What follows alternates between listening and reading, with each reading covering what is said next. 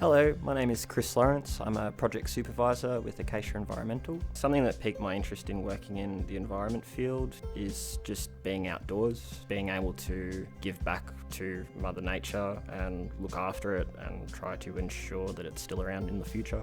One of the biggest environmental impacts that I've witnessed during my time with Acacia would definitely be human impact and disturbance, displacing lots of animals, introducing very invasive foreign plants, and having more people on the ground trying to reverse that is definitely the most important thing. A favourite animal of mine is definitely the echidna, and seeing them out and about on some of my sites is just an absolute blessing. They're so cool, and ensuring that they've got a place to live is very important because they're like one of the most unique animals on the planet.